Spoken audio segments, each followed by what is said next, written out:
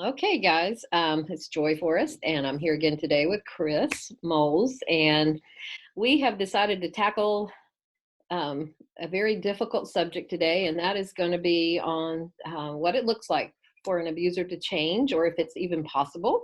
I Right. know that there are people out there who believe that it's not possible, but I've been doing this work for 20 some years, and I have seen it happen. It is rare. Um, but Chris, that's what you do. You work with Batterer intervention groups. Why don't you just introduce yourself and tell us about your credentials, even just on the secular level first, and then you can talk about um, your counseling experience as well. Sure. So I'm Chris Moles. I'm a pastor in West Virginia. But for the last 12, 13 years or so, I've worked as a group facilitator in Batterer intervention and prevention programming, which, if you're familiar with BIP or PIP or VIP or whatever acronym your local group may use, Batterer intervention is a part of a community coordinated response. And that's really a big issue. Maybe we'll get into that here in a minute, the importance of having a CCR.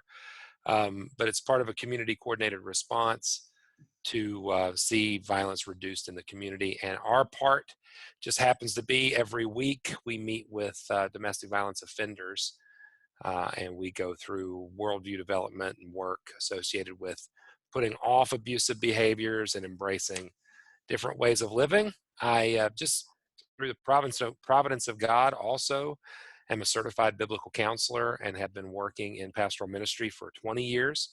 And so my experience in BIPS was so positive and so similar to the work that I did in biblical counseling that I've done some work wedding the two together. And so now I meet with guys all around the country, all around the world, periodically, and do very similar interventions. And then I'll consult and work with churches and counselors and pastors who are also involved in intervening on behalf of victims to confront and hold the perpetrator accountable. I think maybe from the outset, one last thing. One of the criticisms I've received that I think is somewhat unfair, but and I think BIPS receives this too as a whole, is I'm not a people mechanic. I'm just a guy. Uh, I don't fix people. There's no magic formula or guarantee that people will change or experience transformation. I'm simply trying to be used to provide truth, promote self-reflection, and Joy has recently seen me work in a production setting where I was working with a guy playing the part of an abuser, doing a very good job of it. And so she's been able to at least see firsthand some of the work that I do as far as my counseling practice and experience. So, Yeah. Well, I appreciate that. I know that I've been doing this 22 years now, I believe, and um, one thing that what I learned when I worked at the shelter was that without any intervention, an abusive person has about a 3 to 5% chance of ever changing, and that might just mean stopping the physical abuse. Who right. knows? But with intervention, that statistic would improve, but that they do so much better when there's a group setting included. Yep. And then, as you have been talking about lately, they've been talking an awful lot about community coordinated responses. And so you came down and did a conference with us not this past fall, but last Hmm. fall, 2017, I believe, Yep. where we talked about what that would look like. And, because it's good, it takes almost a whole village. It takes It does. people who can make sure that the abuser is not lying, that somebody is checking in with the victim and working with the victim separately. This is not something for the faint of heart, and it's not something that somebody with just a little counseling experience or even in-depth counseling training can do, because it's such a specialty area, in my opinion. Hmm.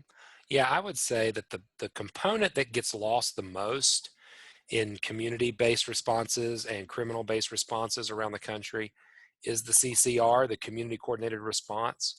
I was had the privilege of speaking at a conference a couple years ago with Scott Miller, who is one of the team members at Duluth, the Duluth Abuse Intervention Project. And I've also heard Melissa Skaya talk about this and some others from the Duluth.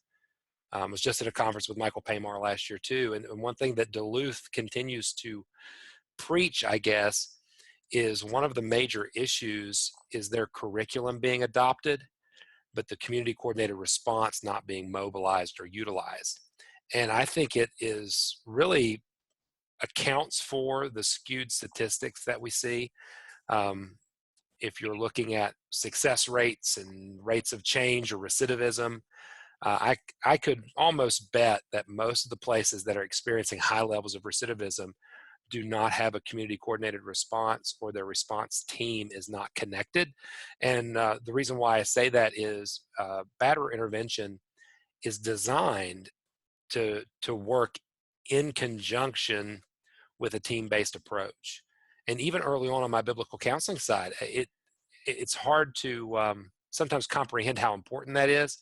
And when I started doing biblical counseling work, because there was so much demand, can you work with this guy? Can you work with this guy? Can you work with my husband? Can you work with me? And I started doing that.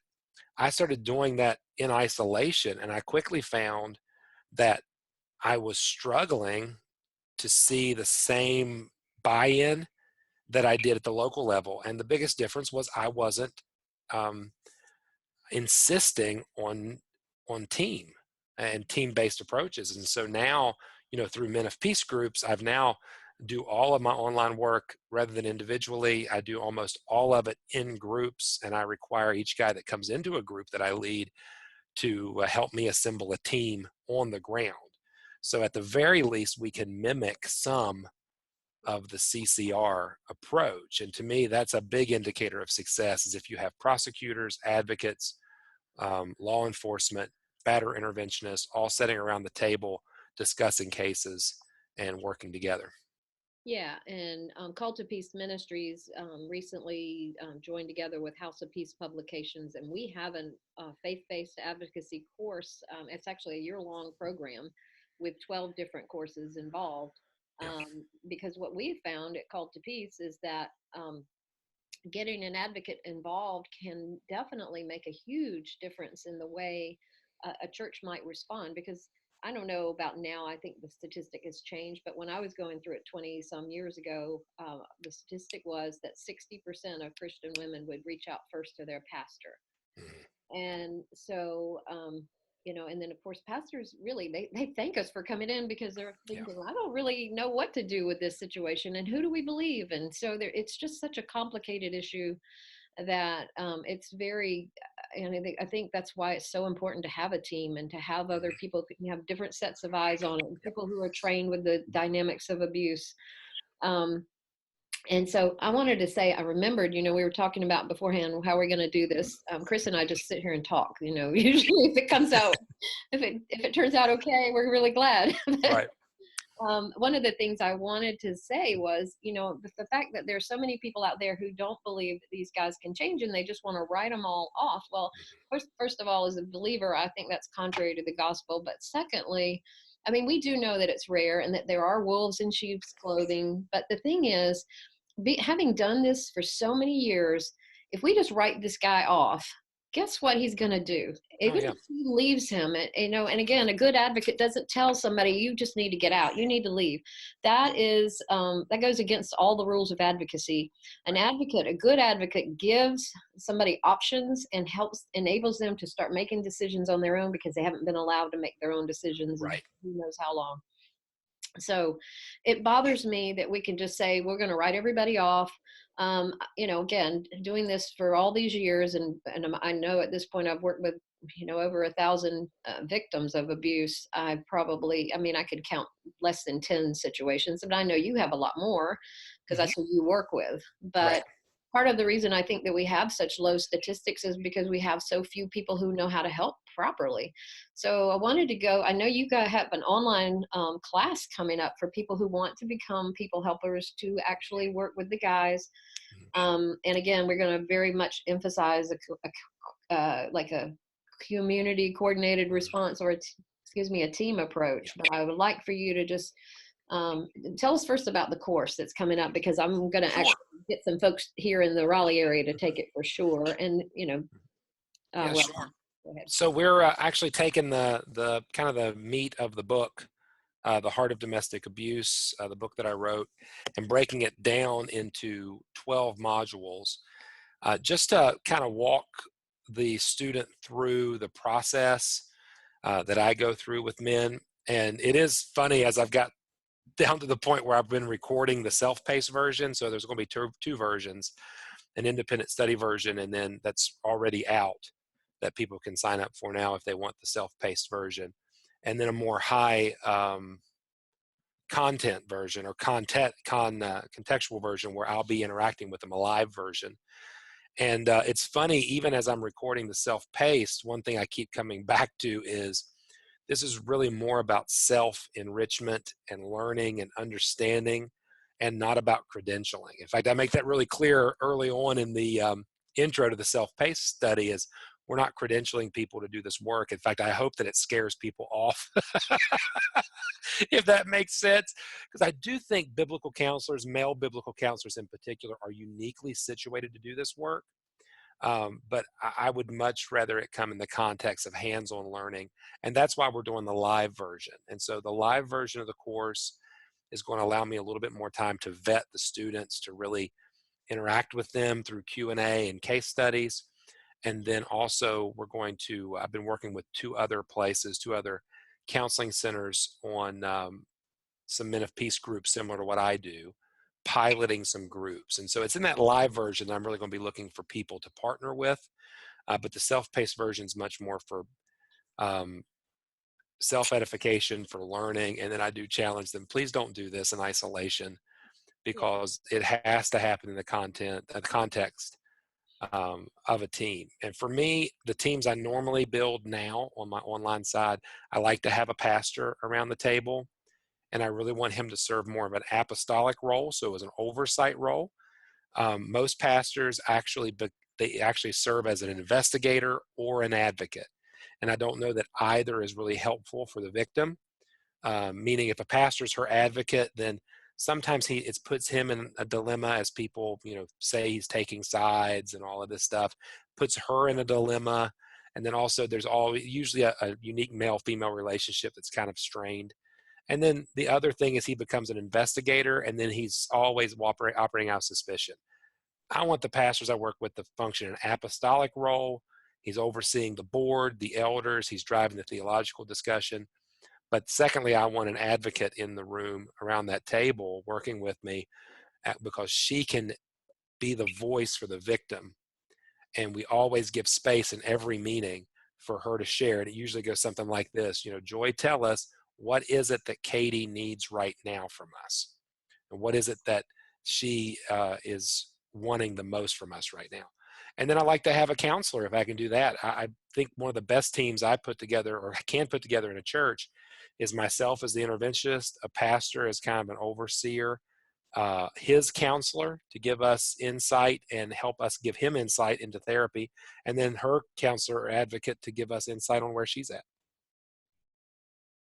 Yeah, and I just think that the advocate role is so huge. I Yep. mean, if you had to have a shorter team, you want to make sure you've got that advocate voice, Uh-huh. because you've got to have somebody speaking for the victim. And I love what you said. At one point, we were talking about it somewhere, but the reason for having an advocate is that we've got a person who's been traumatized. 80%, at least 80% of the women Yeah. that I work with have got a complex PTSD, Mm-hmm. or post-traumatic stress. And Mm-hmm. so for them to go in and to be able to coherently present the story and to tell what's going on in a way that even makes sense sometimes is difficult. In fact, they'll say things like they've also been their wording has already been coached so long by the abuser. They will say things like, well, my husband and I got into an argument.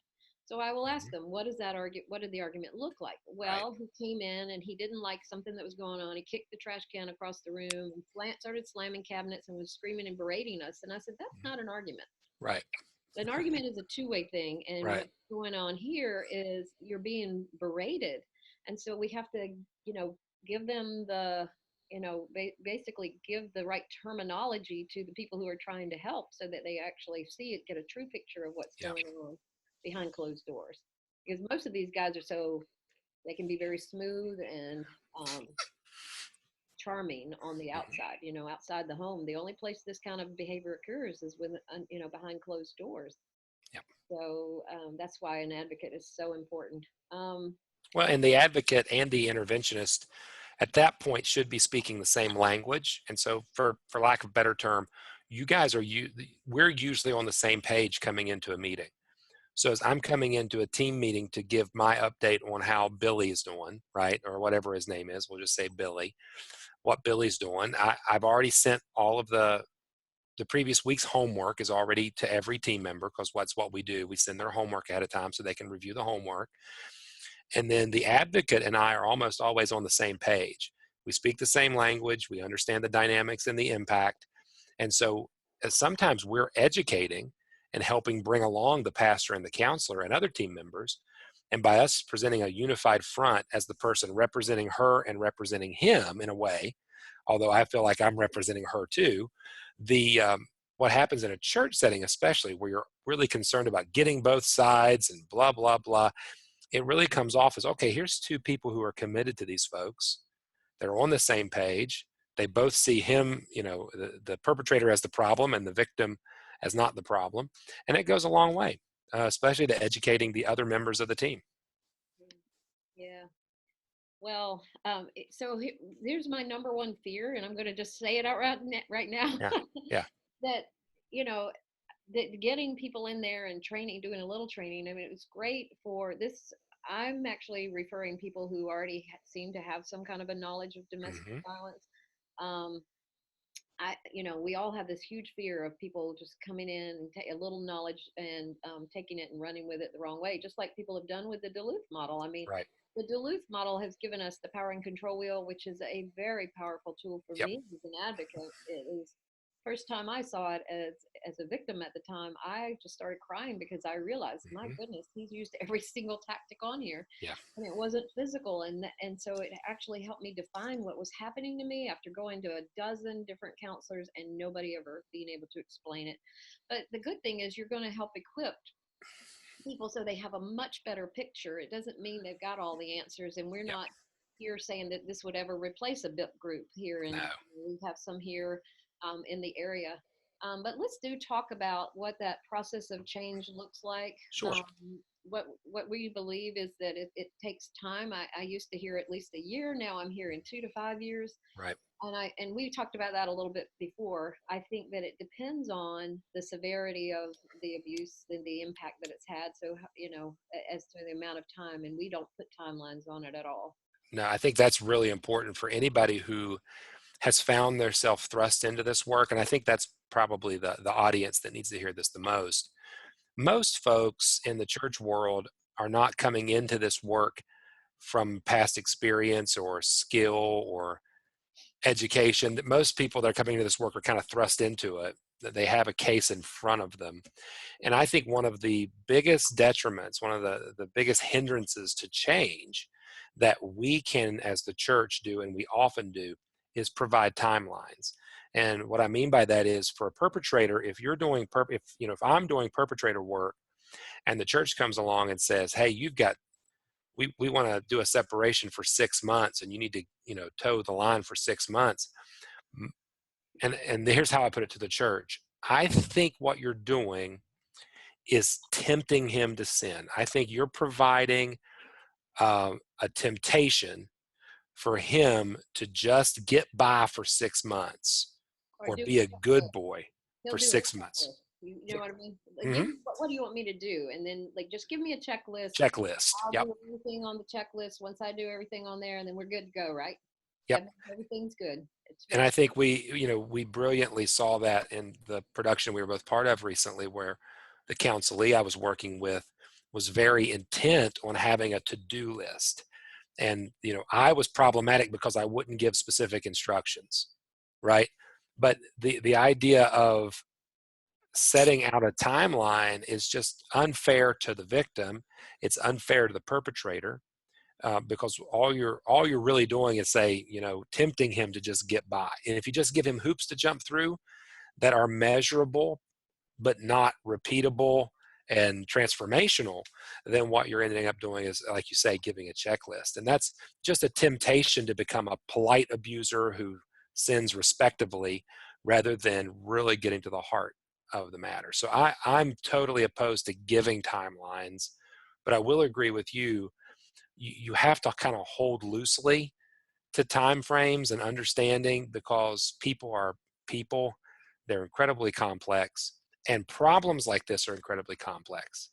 And so there is a distinction with cases. I do think that, generally speaking, not 100% of the time, but generally speaking, if he has gone down the rabbit hole of physical violence, sexual violence, then there may be nothing as far as the relationship goes that's redeemable. I mean, that relationship may have gone nuclear at that point, and we really shouldn't be focused on that anyway.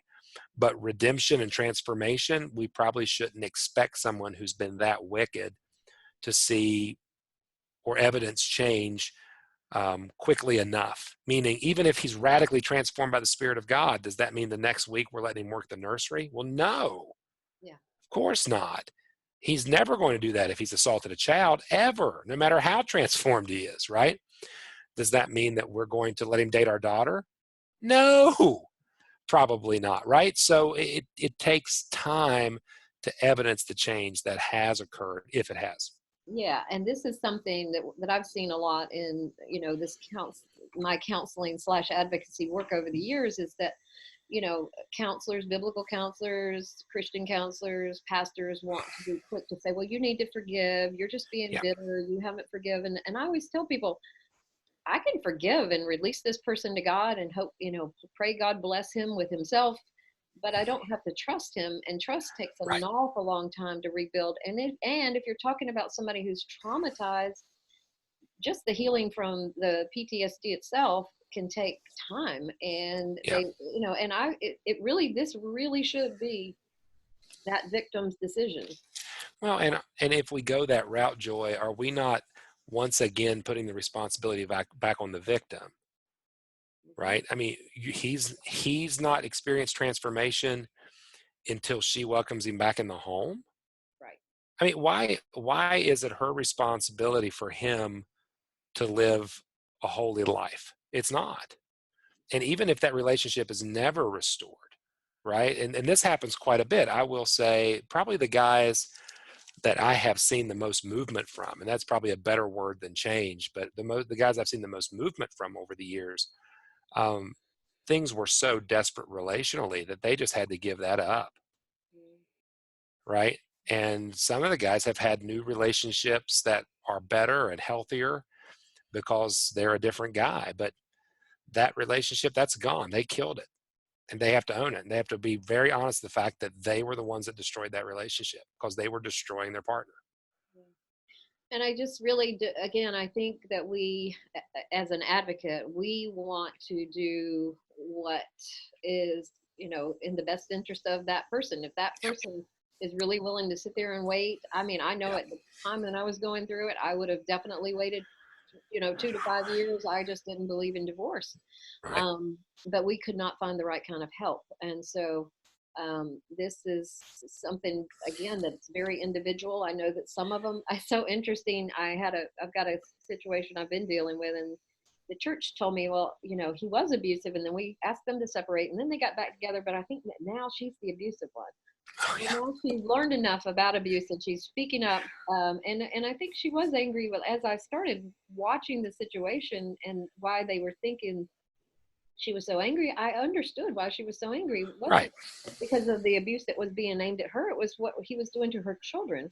And I Yeah. mean, that's what a lot of times the women that I work with, they'll put up with an awful lot, but when it starts going towards their children, then they're done. And Yeah. so then they end up filing for a divorce. This particular woman didn't. He did. He's the one that filed, and yet somehow she's being ostracized at her church. Right. You know, So, the other thing that comes up a lot lately, even though using the words process of change, um, and that's kind of a Duluthian yeah. language. That's kind of the language that they use in their curriculum. I'm shying away from that a little bit because even the process that we do in Men of Peace and interventions that we do even either criminally or online. Um, our goal isn't. It is transformation, I guess, but our goal is really to come to a conclusion. And that's been something that we've had to redefine success, which is we're going to get to the end of this road. And our goal is at the end of this road to get him to make a choice. Either he's going to pursue repentance and we're going to hold him accountable through accountability and education, continued discipleship, or he's going to choose to be obstinate and rebellious and we're going to practice church discipline and get him, move him along. And I would say with that model of success, we've been having an incredible batting average because we have exposed a lot of guys who are not just wicked, but they're unbelievers. They have no interest in honoring God in any way with their life. And we've been able to see churches practice discipline effectively, some for the first time. And then we've seen some guys, true collars, and some real wicked, devastating things. And we've had to see some victims really seen their strength and seen the church is actually coming alongside the victim because they've been able to see how wicked the guy is. But then in other cases, we've seen repentance. I'm thinking of one case in particular. An individual was so mad at me because this guy repented. And it wasn't the victim, and the victim was thrilled, right? But there was somebody in leadership at the church that was just so mad that he repented because I guess they wanted blood. I don't know what they wanted. Sort of like Uh, Jonah. I knew you it were was, good people. it was very, yeah, there is a Jonah component. I think I wrote a blog about that last year. The idea that, how can you do this?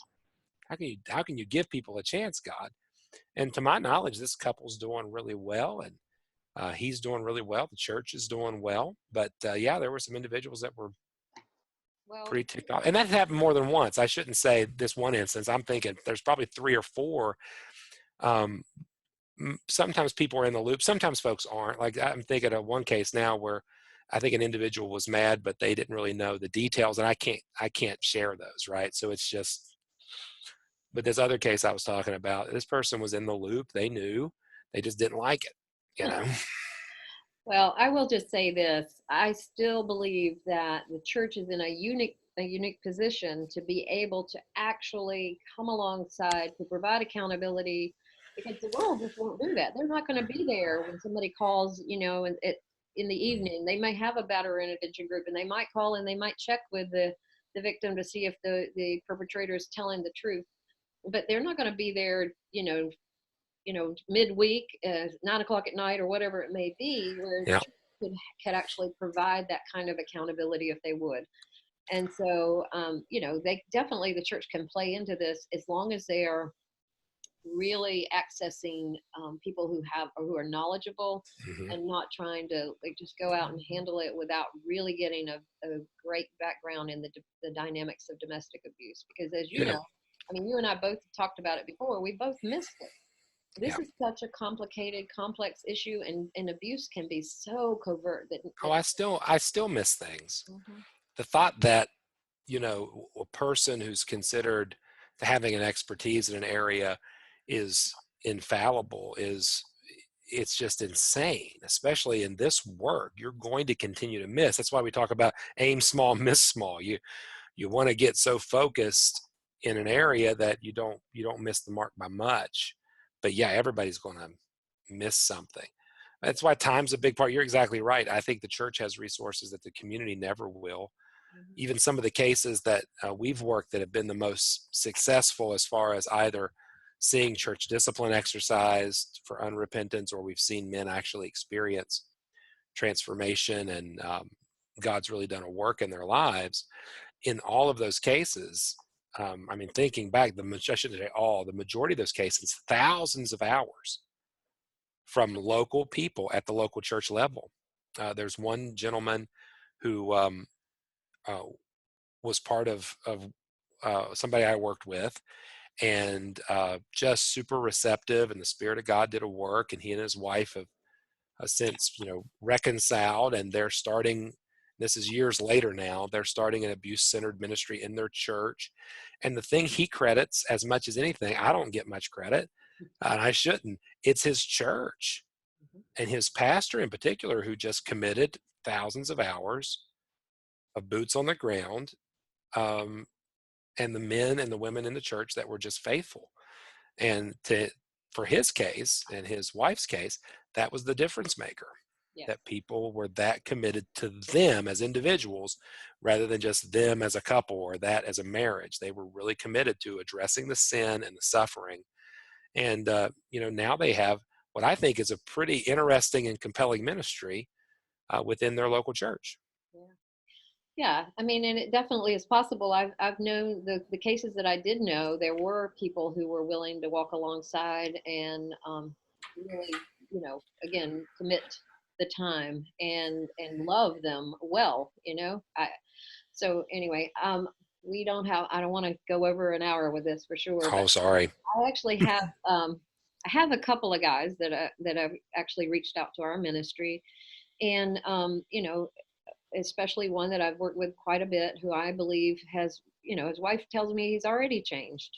She sees change, but yet change is a hard process. So Mm-hmm.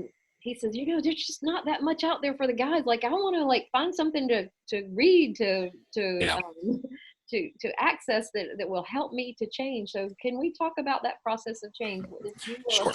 somebody, and I really do also think that there comes a point of recognition that it was abuse, and they Yeah. finally admitted to that, and they're grieved about it. I think the first two steps of the process to somebody Mhm. who is really going to be a good candidate for this. Yeah. So I break it down to three categories: information, transformation, and reformation.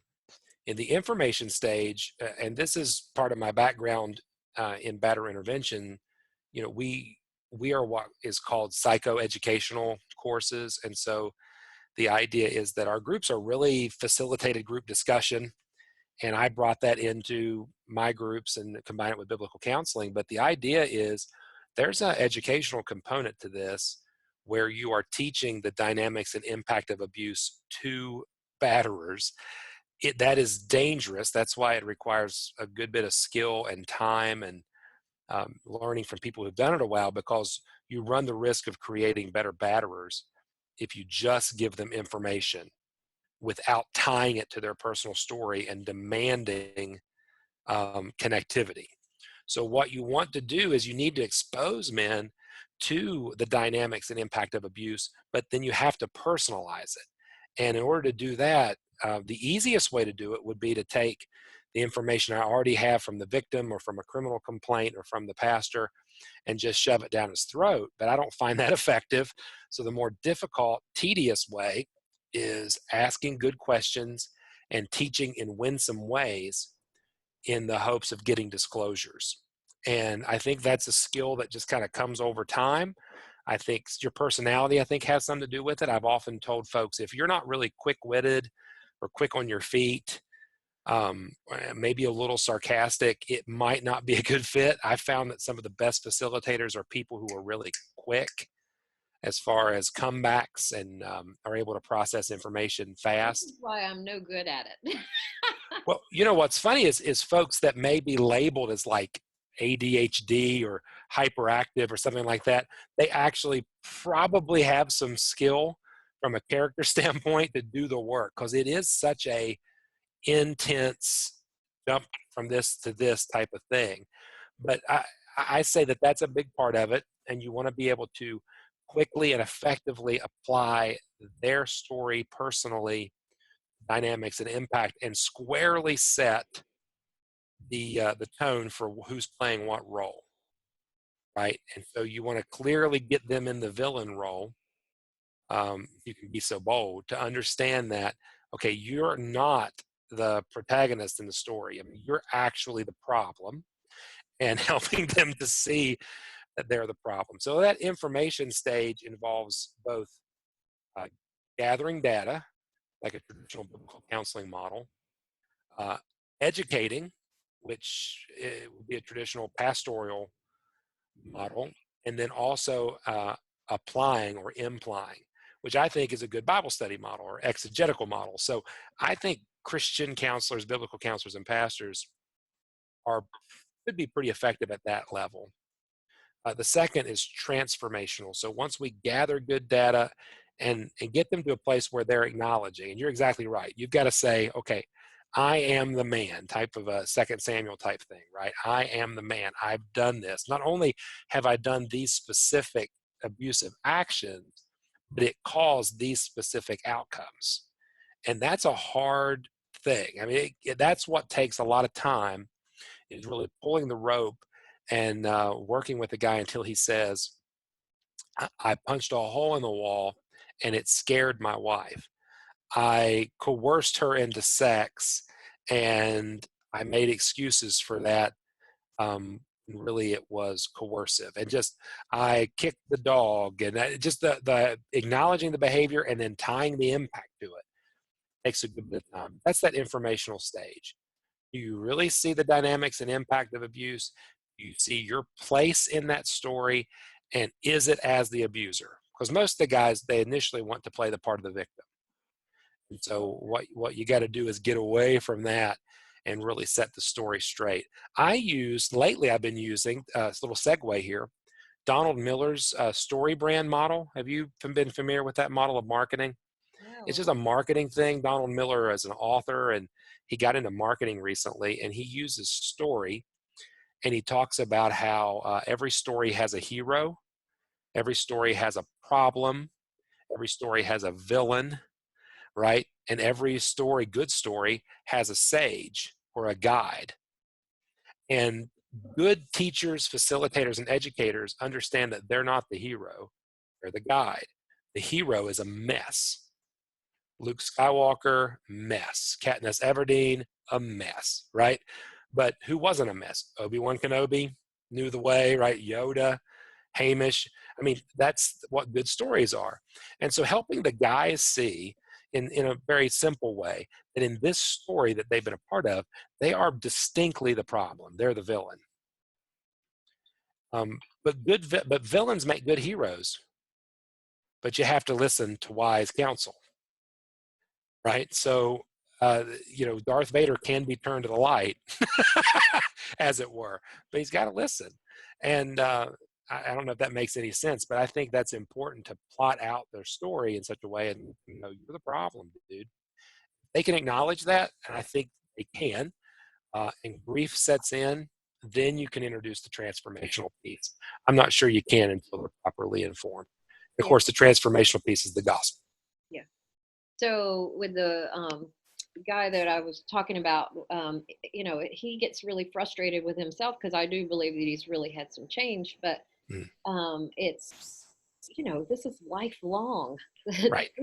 These are patterns that have been going on all his life. So it's really hard to break out of that. And, and so there was a situation where his wife got scared and he got upset. Like, why are you so afraid? Are you never going to trust me? And so that made her Right. more afraid. Right. So it is, I think it's going to be working through things like that. And we also talked about this up front as to, I've seen people who, I think that we actually have a woman on our board, and she and her husband have worked things out, and they had a separation, but it was a relatively short one compared to what, what is recommended these days. Right. But I think that some of that depends on the degree of the abuse, the I guess how entrenched those lifelong patterns are, and even I do know that sometimes it really does depend to some degree. The reason that these folks are able to still live in the same house is because she's learned to set some boundaries and she doesn't budge from them. Yep. And so, it's going to take both people changing for something like this to ever work. Mm-hmm. Yeah, and I think it's a good point to really highlight how long he's been trapped in these patterns of behavior and choices. I will have guys, and this is an indicator that we haven't experienced change, right? When a guy pushes back and he's like, I've been doing everything we've been talking about for 6 months and she still won't trust me. Like, well, dude, how long have you been this other way? You've spent 25 years establishing a pattern of how you're abusive and violent and destructive.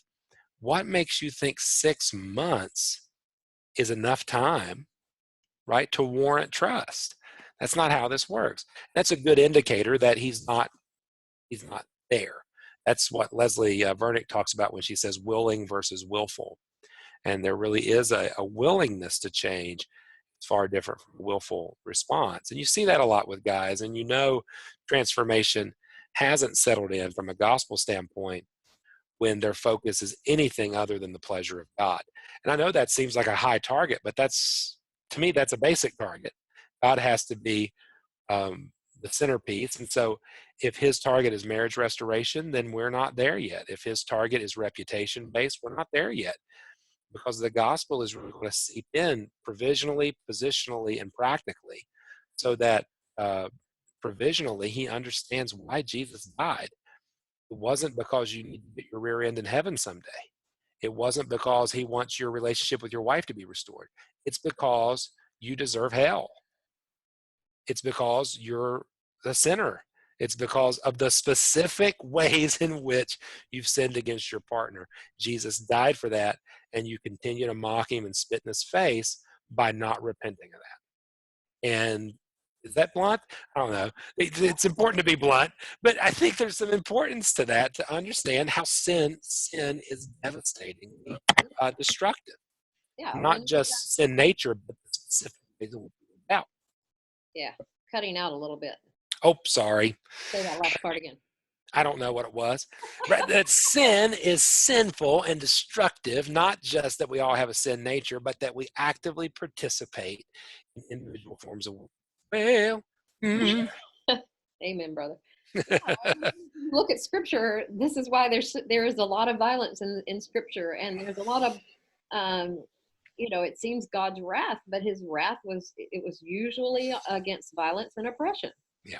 And he hates it. And then he came to earth and took the oppression on himself in order to to redeem and save. And basically I as a former victim of abuse, that was so special to me. Mm-hmm. To know that I had a God who understood my suffering and who entered into it willingly, because I would have never willingly walked into what I ended up going through. No.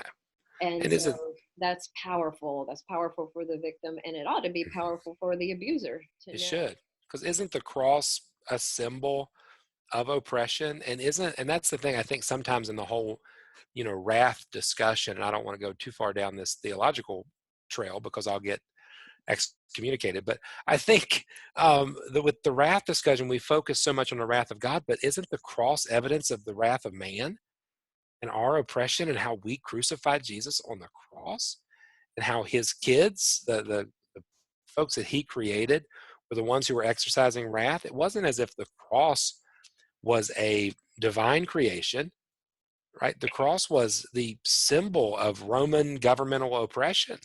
And Jesus willingly took that upon himself. And so twofold, you're exactly right. The victim has an advocate in Jesus that understands what it means to be oppressed, right? And then the perpetrator has a symbol of their oppression, right? And so here's the thing. You were the one crucifying your partner. You're the one torturing your partner. That has to be put off. And that's the gospel's the only hope, in my opinion. I know some people say the only hope is to ship all the abusive people to a deserted island, right? Half of them to a deserted island, or all of them halfway. Let me know when you get yeah. I don't know who's buying the boat. My experience has been they're going to move on to the next victim. They're going to move on to the next church. And yes, it's important that we draw lines in the sand. And I say that God provided for them through the cross. He sets up positions for them so that their identity doesn't have to be who they were, but who they are in him. And then practically he gives us instructions to live that out. And that's how we evaluate whether or not change has happened, is if they actually live out the commands of the gospel. Over a long period of time. Yeah, this is not something like you said, oh, it's been 6 months. And that tells you right there they haven't changed. If they're going, look, I've already done this, this, and this, and this, and it's been this long, and why don't you just trust me? So when they're starting to put pressure on the victim again, to me, that's evidence of no change. That's pretty common. Yeah. And so you got information transformation, and your last point, did we get to that? We have it. It's I call it Reformation, and the idea here is where I think a lot of churches jump to. which is progressive sanctification and discipleship. And what I think happens is a lot of churches, um, they come in contact with a man who feigns contrition. He has tears. He's upset that his world has kind of fallen apart. And he wants things back to normal, which is the last thing he should get because his normal was destructive and abusive. But he wants things back to normal. The church sees those tears, sees that feigned contrition, and helps because they're people who help. They're good people at the church, and they try to disciple. But the problem is you haven't identified where you're going from to know where you're going to. And a lot of times what we end up doing is giving them more ammunition by taking them to marriage-focused solutions, taking them to gender roles in the scripture, taking them to acts of righteousness that can easily be veiled or used to veil wickedness. And so I think discipleship and progressive sanctification are important, but only after we fully understand the extent of the problem, we've called that individual to repentance, and they have repented. One of the things I've used is the 4 pillars in the past, and I use that in connection with David and Bathsheba. And I really think what's impressive about Nathan's confrontation of David, even how brief it is, it's a brief confrontation, but he addresses each of those things. He really highlights all of the areas where David needs to move from. And then David in Psalm 51, I believe it is, begins to move toward God. And that's one of the things that I like to highlight in Reformation. So in our process, we really try to get through the information transformation phase. Once we get to the Reformation piece where we've experienced a pivot point, if he has initially given the evidence of repentance, then the church monitors that over an extended period of time, see if there's evidence of repentance. I use Ephesians 4 for that when I'm training and talk to church about that. Of course, if we get through the transformation piece, and he hasn't repented and he's doubled down, become more obstinate, then reformation isn't even a piece. Excommunication is. That's good. Okay, so let me just ask a couple questions. I would really do need to be done by.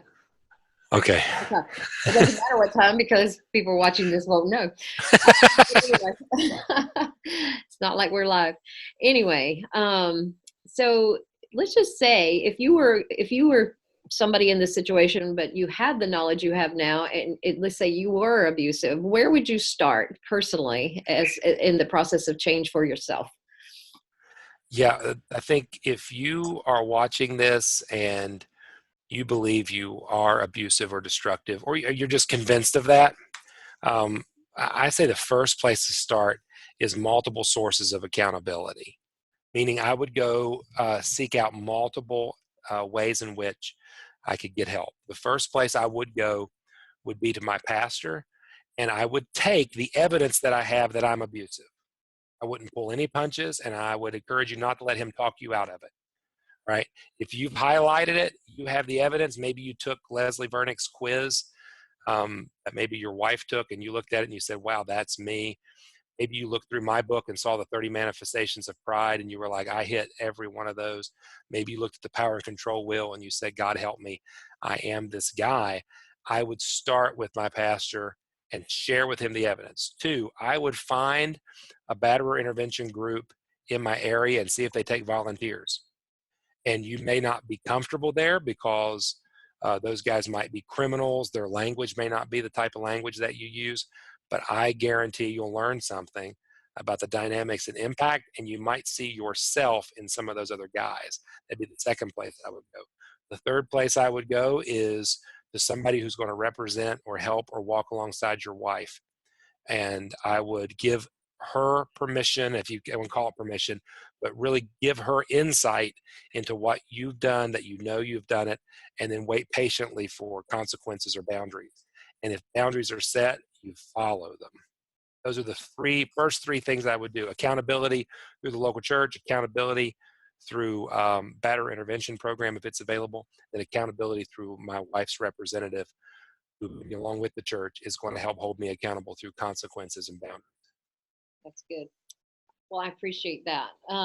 Any other last bits of information for somebody who may be using control and even violence in their home? Yeah, I mean, I can offer a couple resources, some things to think about.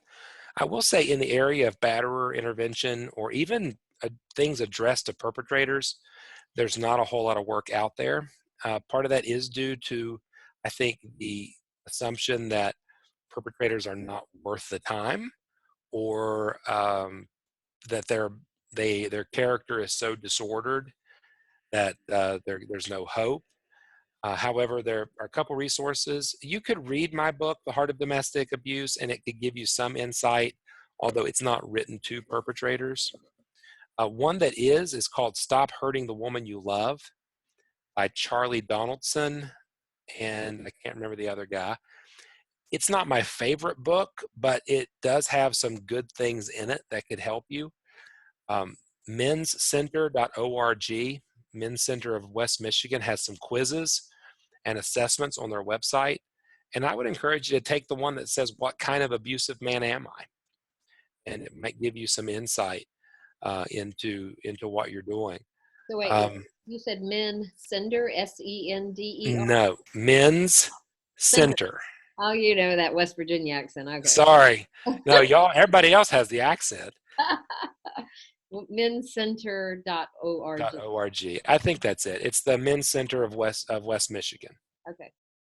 All right. Well, that's good to know. I didn't. Yeah, those are some good places to start if you're really sincere about it. And if you're sincere about, maybe from a biblical counseling perspective, Christian counseling perspective, learning more about batterer intervention or a biblical-based approach, I'd be happy to have you be part of our live group. I would recommend that.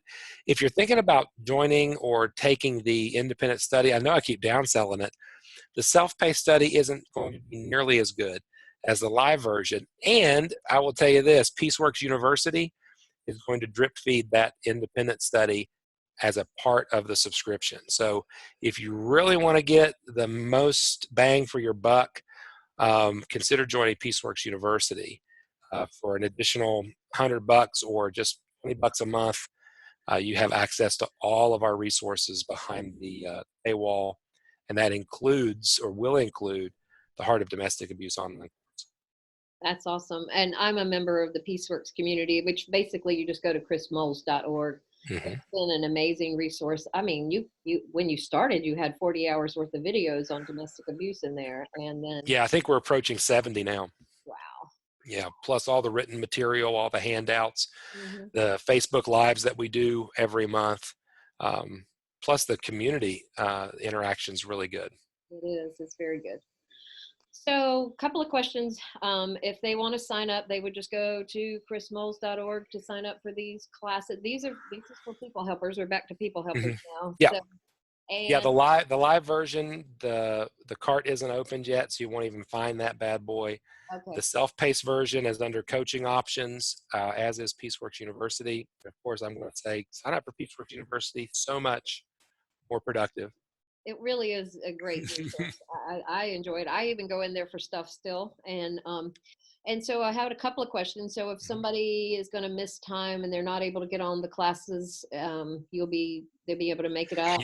Yeah. The live classes, we will conduct them in Zoom, similar to the way that you and I are recording this session today, and they'll all be recorded. And in addition to the content that we'll have, I'll be delivering the content live in those classes, and then we'll have a live Q&A or case study following that. So each class will be about 2 hours every week for 3 months. So, and are you going to provide these guys with like one-on-one, like they can have you at their fingertips to ask questions, or how does Somewhat. Yeah, the class sizes are not going to be big unless something happens. I think it's going to be a smaller class. But the first thing is going to be just walking through the material, really gaining an understanding of the process. And then I'm working on a curriculum with 2 friends who are also conducting Men of Peace groups in their area. And we would like to pilot some groups, which would be in other churches in other parts of the country, and then start measuring and getting some of the results before we take it to a publisher, because we would really like to see how effective the model is in a local church environment. So one of the things I would like to do is to take some of these students from the live version and give them an opportunity to pilot a group. And that would give them access to myself and my two partners on that a little bit more intimately as we're working through the groups.